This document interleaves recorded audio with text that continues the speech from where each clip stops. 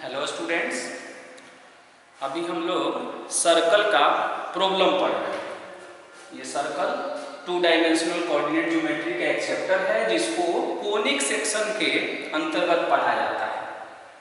Conic section के अंतर्गत बहुत सारे यूनिट आते हैं और उसी यूनिट में एक यूनिट है सर्कल। उसके थ्योरी को ऑलरेडी हम लोग स्टडी कर चुके हैं प्रीवियस लेक्चर में और बहुत सारे प्रॉब्लम भी डिस्कस कर चुके हैं। अब कुछ न्यू प्रॉब्लम्स है, इसको डिस्कस करेंगे और सर्कल। फर्स्ट जो क्वेश्चन है इसका प्रीवियस वीडियो से कनेक्शन है। प्रीवियस वीडियो में हम लोगों ने इससे रिलेटेड एक क्वेश्चन किया था, तो उसका इससे कनेक्शन है, दोनों को रिलेट और उस को रिलेट को अगेन एक बार हम लोग डिस्कस करेंगे। क्वेश्चन नंबर 1 हम रीड कर रहे हैं। लिखा हुआ है कि prove that the points 5, 7, 6, 6, 2, -2 and -2, 0 are concyclic. तो प्रीवियस वीडियो में हम लोगों ने इसको थोड़ा डिस्कशन किया था कि कॉन्साइक्लिक का मतलब ये होता है कि मुझे ये प्रूफ करके दिखा देना है कि ये चारों पॉइंट एक ही वृत्त पर स्थित है। ये मुझे प्रूफ करना है। तो प्रीवियस में हमने एक सर्कल ड्रा किया था, यहाँ एक सर्कल ड्रा किया था और इस सर्कल पर बहुत सारा पॉइंट बनाया था, जैसे ए, बी, सी हमने बना दिया। और ऐसा हमने एज्यूम किया था कि जो कैपिटल ए है उसका कोऑर्डिनेट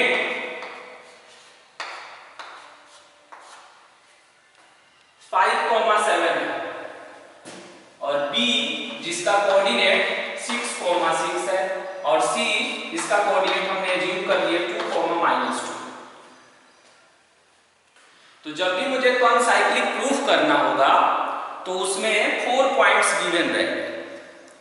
तो सबसे पहला वर्क क्या करना है मुझे कि कोई भी 3 पॉइंट्स का यूज करके सर्कल का इक्वेशन निकालेंगे। कोई भी 3। अगर हम 4th वाले पॉइंट को यहां कैपिटल डी से डिनोट करते हैं तो उसका कोऑर्डिनेट -2, 0 लिख सकते हैं। ये डी वाला पॉइंट है। तो कोई भी 3 पॉइंट्स का यूज करके सर्कल का इक्वेशन बनाएंगे। तो हमने यहां पर एक ऑलरेडी इक्वेशन लिख दिया है पहले से। इसको इसलिए लिखे हैं कि प्रीवियस वीडियो में 3 पॉइंट्स का यूज करके और हम सर्कल का इक्वेशन ऑलरेडी बना लिए थे। प्रीवियस जो क्वेश्चन था उसमें भी इसी तरह के पॉइंट्स थे। तो यहां पर हमने क्या किया कि ए, कैपिटल बी और कैपिटल सी, इन तीनों का यूज करके सर्कल का इक्वेशन हमने बना दिया। तो जब इस क्वेश्चन को हम करेंगे तो प्रीवियस वीडियो में जितने सारे स्टेप पूरा करके यहां तक आए थे वो सभी स्टेप्स को इसमें लिख देंगे। ये भी लॉन्ग क्वेश्चन है। अब ये नहीं कि आप यहां से स्टार्ट करेंगे।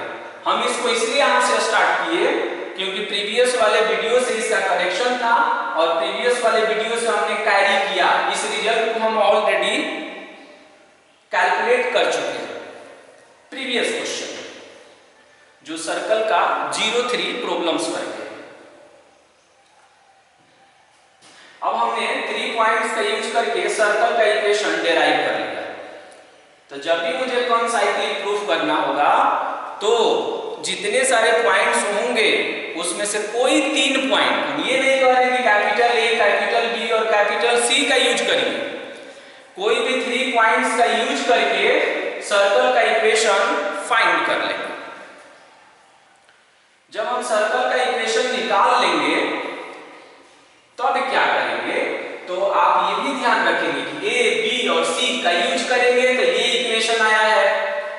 अगर हम बी, सी और डी का यूज करेंगे तो भी वही इक्वेशन ऑब्टेन करेंगे, सेम इक्वेशन ऑब्टेन करेंगे हम। तो हमने सारे स्टेप थे वो सारे स्टेप्स को करते हुए यहाँ तक हम लिख देंगे। तब क्या करेंगे कि एक ऐसा पॉइंट होगा जो पार्टिसिपेट नहीं किया होगा इक्वेशन बनाने में, और वो पॉइंट है डी। इसका कोई पार्टिसिपेशन नहीं है इक्वेशन बनाने में, तो क्या करेंगे हम डी से सेटिस्फाई कराएंगे इसको, डी से सेटिस्फाई कराएंगे। तो फिर यहां पर आएंगे तो हम लिख देंगे कि सेटिस्फाइंग विद डी। इस क्वेश्चन का मैक्सिमम पार्ट हम पहले ही कर चुके हैं, इसलिए अब डी से इसको सेटिस्फाई कराएंगे। अब है कि what is the meaning of satisfy? तो सेटिस्फाई का मीनिंग ये हुआ कि जो डी का कोऑर्डिनेट है उस डी के कोऑर्डिनेट को इसमें पुट करेंगे। पुट करने का मीनिंग हुआ कि x के जगह पर x कोऑर्डिनेट पुट करेंगे और y के जगह पर y कोऑर्डिनेट पुट करेंगे। और पुट करने के बाद अगर LHS RHS इक्वल आएगा तो कॉन्साइक्लिक होगा, और अगर LHS RHS इक्वल नहीं आएगा तो कॉन्साइक्लिक नहीं होगा। तो हम इसमें पुट करते हैं, तो x के जगह पर -2, तो -2 का स्क्वायर प्लस y 0 का स्क्वायर माइनस में 4x, तो 4 और x के जगह पर -2 और माइनस में 6 और y की जगह पर 0 माइनस में 12 और इज इक्वल टू 0। जब हम ये सिंप्लीफाई करेंगे तो ये आएगा 4। 0 का स्क्वायर 0 होता है, नहीं लिखेंगे। -4 को -2 से मल्टीप्लाई करेंगे तो प्लस में 8 आएगा। -6 को 0 से करेंगे तो अगेन 0 होगा और ये हो जाएगा -12, और RHS में जो रहेगा उसको लिखते रहेंगे। अब हम जब इसको सिंप्लीफाई करेंगे तो 0 इज इक्वल टू 0 आएगा, और इसको 0 इज इक्वल टू 0 और यहां हमने लिख दिया ट्रू। 0 इज इक्वल टू 0 और हमने लिख दिया ट्रू, क्योंकि 0 0 के इक्वल होता है, ये देखना है कि सत्य है या असत्य है, तो इसका आंसर होगा कि ये ट्रू है। तो जब चौथा वाला पॉइंट को पुट करने के बाद उस इक्वेशन में LHS और RHS इक्वल आएगा, तब इससे प्रूफ हो जाएगा कि चौथा वाला पॉइंट भी उसी सर्कल पर है। तो 3 पॉइंट तो ऑलरेडी उसी पर था और चौथा भी उसी पर है। इसका मतलब ये हुआ कि चारों पॉइंट कॉन्साइक्लिक हुआ। This implies that A, B, C and D are concyclic.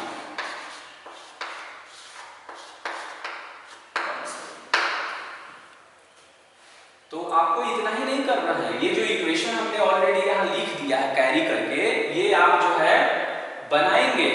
बनाने के बाद जब यहाँ पहुंचेंगे तब ये सारे स्टेप्स करना है। इसका मतलब ये हुआ कि चारों पॉइंट कॉन्साइक्लिक है।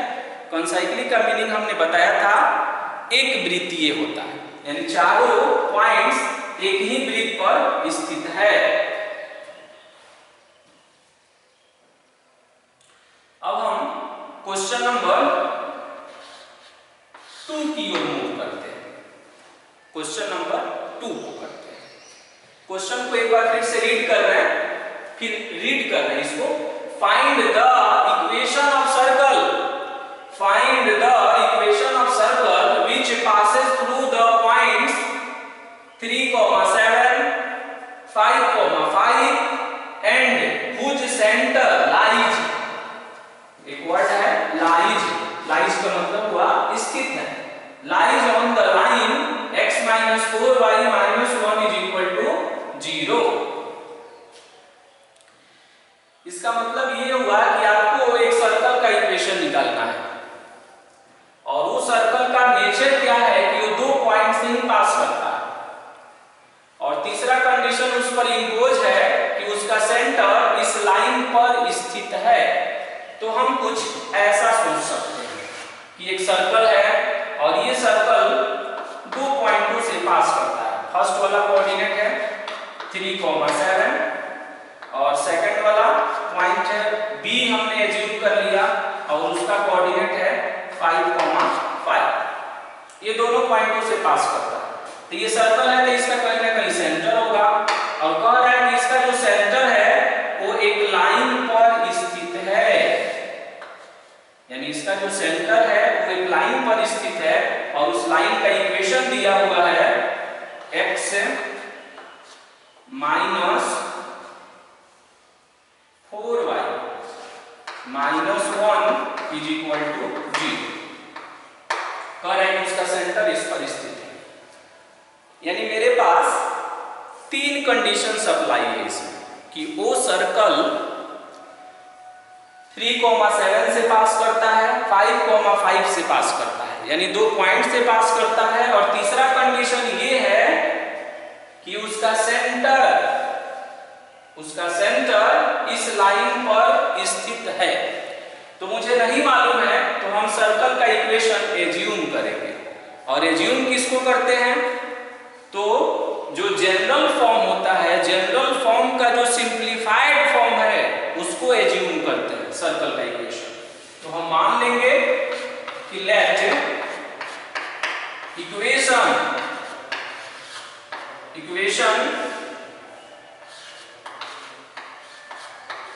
Equation of circle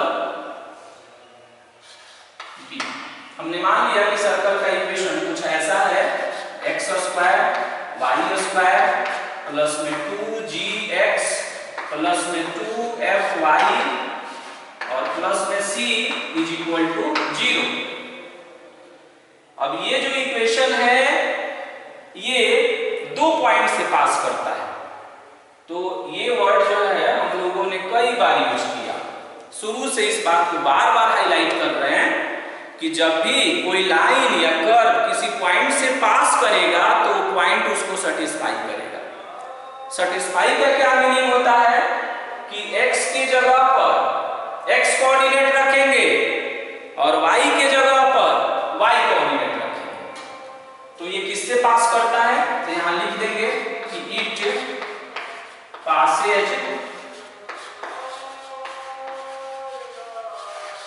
it passes through capital A and capital B। इसका मतलब ये हुआ कि ये कैपिटल A से पास करता है और कैपिटल B से भी पास करता है। तो जब ये कैपिटल A से पास करेगा तो उसको सेटिस्फाई करेगा।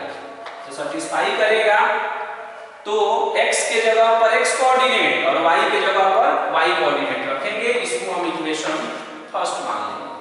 तो x के जगह पर 3 रखिए तो 3 का स्क्वायर और y के जगह पर 7 रखिए तो 7 का स्क्वायर प्लस में 2g x के जगह पर 3 प्लस में 2f और y की जगह पर 7 और प्लस में c इज इक्वल टू 0।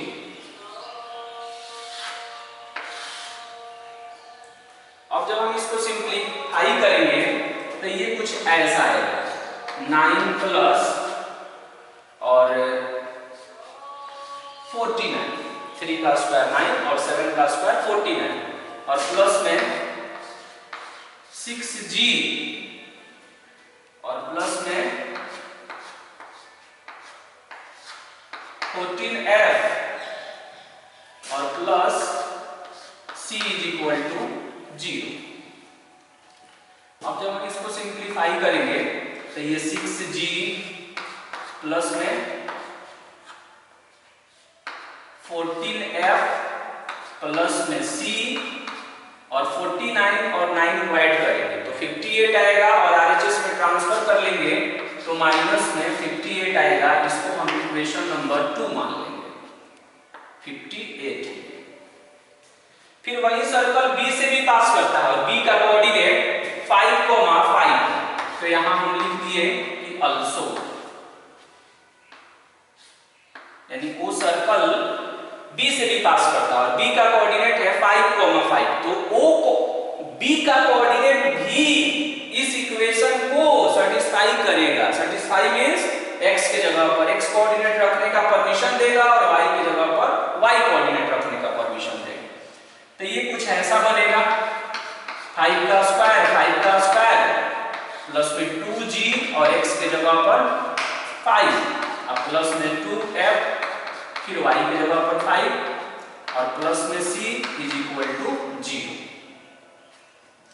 अब जब ये सिंप्लीफाई होगा तो 10g प्लस 10f प्लस में c और 5 का स्क्वायर 25 और ये 25 50 और इसको RHS में ट्रांसफर करेंगे तो ये बन जाएगा माइनस में 50 और ये हो जाएगा इक्वेशन नंबर 3।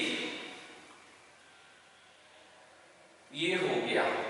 अब एक और इंपॉर्टेंट बात मुझे सोचनी है कि 3 अननोन क्वांटिटी मुझे कैलकुलेट करना है तो मुझे 3 इक्वेशन चाहिए। 2 इक्वेशन से अननोन क्वांटिटी कैलकुलेट नहीं होगा। आप सोचेंगे कि एक इक्वेशन यहां भी तो है ना, तो ये इक्वेशन एक्चुअली फाइनल है, फाइनल फिनिशिंग देने के लिए कि जब हम GFC कैलकुलेट कर लें तब इसमें लाकर प्रूव करें। अभी फर्स्ट, सेकंड और थर्ड का यूज करके हम GFC नहीं निकाल सकते, तो फिर आगे पढ़ेंगे। फिर कह रहा है कि इसका सेंटर इस लाइन पर स्थित है और हमको मालूम है कि ये जो इक्वेशन है सर्कल का, इसका सेंटर -g और -f होता है। तो फिर यहाँ लिखेंगे कि सेंटर जिसका कोऑर्डिनेट है -g और कॉमा में -f, ये लाइज करता है, लाइज ऑन। और किस पर लाई करता है ये? तो ये लाई करता है x minus 4y minus 1 is equal to 0, उस पर लाई करता है। तो फिर अब सेंटर का कोऑर्डिनेट भी इसको सेटिस्फाई करेगा, क्योंकि ये जो लाइन है इसी पर सेंटर लाई करता है, तो सेंटर का जो कोऑर्डिनेट होगा उसको सेटिस्फाई करेगा। सेंटर का कोऑर्डिनेट -g, -f होता है। हम लोगों ने थ्योरी में ऑलरेडी इसको डिराइव किया था। तो x के जगह पर -g, तो -g और y के जगह पर -f और ये तो प्लस कर देगा, तो 4f और माइनस में 1 है और उधर ट्रांसफर कर लेते हैं तो प्लस में 1 हो जाएगा।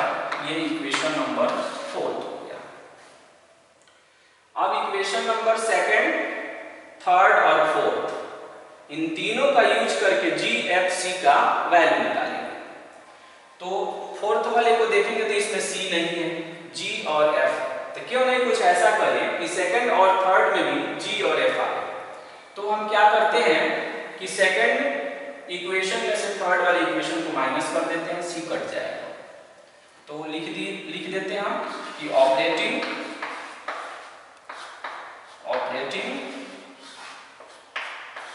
2nd माइनस 3rd,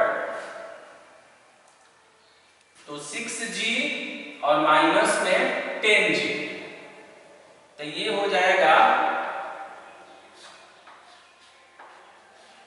माइनस में 4g। 14f में से 10f को माइनस करेंगे तो माइनस, तो ये हो जाएगा 4f और c कैंसिल हो जाएगा। और RHS में जब हम आएंगे तो -58 और ये +50 होगा जब इसको सब्ट्रैक्ट करेंगे तो ये प्लस में हो जाएगा, तो ये आएगा -8। 4 का कॉमन बनाइए तो ये बन जाएगा -g और प्लस में f इज इक्वल टू -2 और इसको इक्वेशन नंबर 5 मान लेंगे। अब देखेंगे ना तो कि 4th और 5th को हम सिंप्लीफाई कर सकते हैं, तो इक्वेशन नंबर 4 और 5th को सेकेंडरी वाले मेथड से सॉल्व कर लेंगे। हम इसमें एलिमिनेशन मेथड यूज करेंगे, क्यों नहीं दोनों को सब्ट्रैक्ट कर दिया जाए। सब्ट्रैक्ट कर देंगे तो g जो है कैंसिल हो जाएगा, तो फिर 4 माइनस 5 पे ऑपरेट कर देते हैं, 4th और माइनस में 5 ये ऑपरेट करते हैं। तो 4th माइनस 5 जब ऑपरेट करेंगे तो g और g कैंसिल हो जाएगा और ये 4f माइनस f, तो ये बन जाएगा 3f इज इक्वल टू 1 और सब्ट्रैक्शन में इसका चिन्ह बदलेगा तो +2, तो 1 + 2 3 बन जाएगा। तो यहाँ 3 लिख देंगे और मुझे f का वैल्यू 1 मिल गया। अब हमने f का वैल्यू कैलकुलेट कर लिया।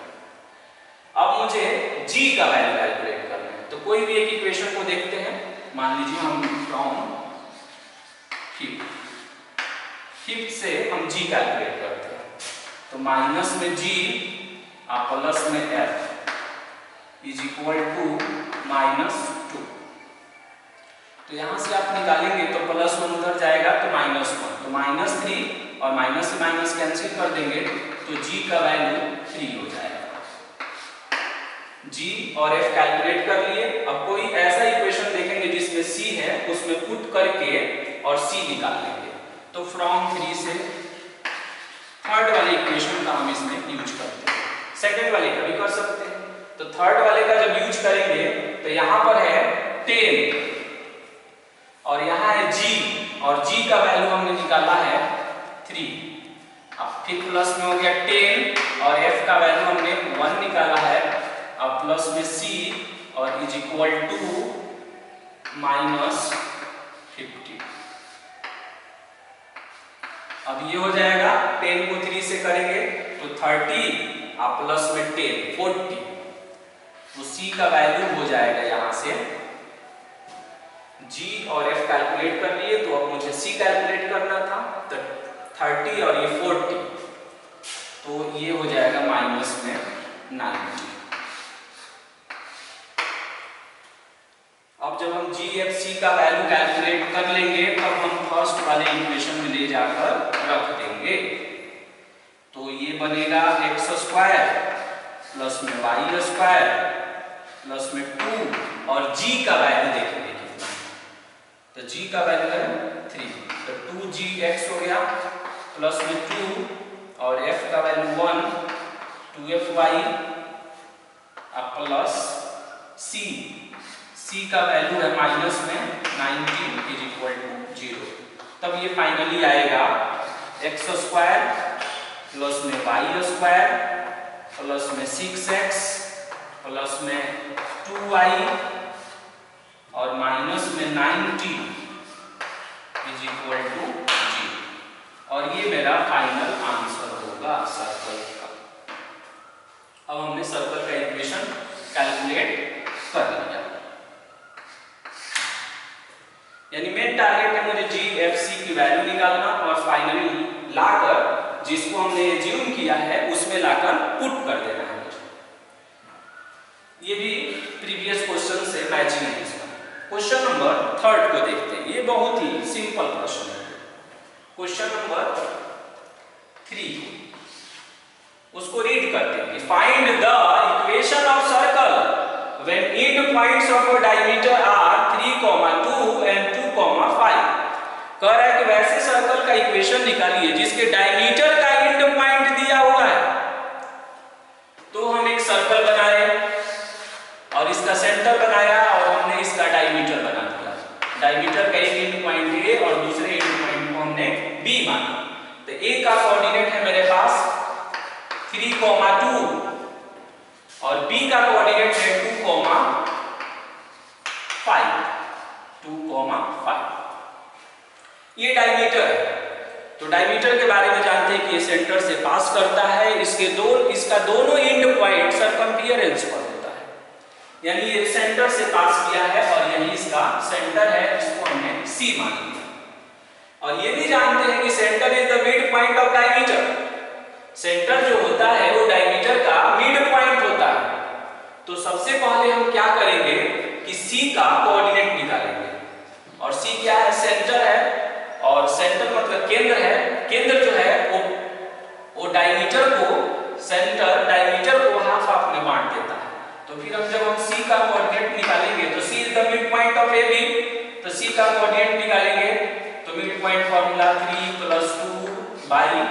2/2 2 + 5/2।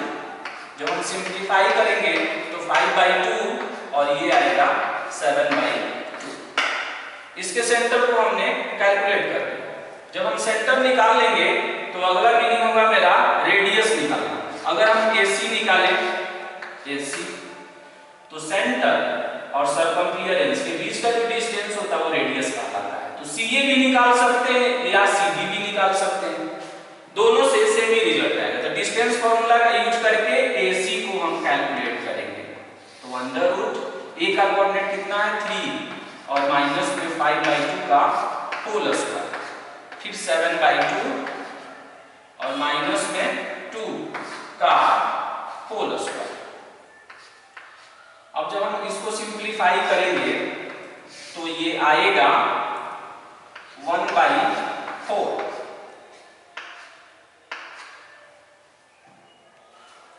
और ये आएगा, ये 2 2 जा 4 तो 7 - 4 3 हो जाएगा, तो ये आएगा 9/4। जब हम इसको ऐड करेंगे तो ये हो जाएगा, रेडियस को अगर हम स्मॉल a से कर दें तो ये हो जाएगा अंडर रूट 10/4।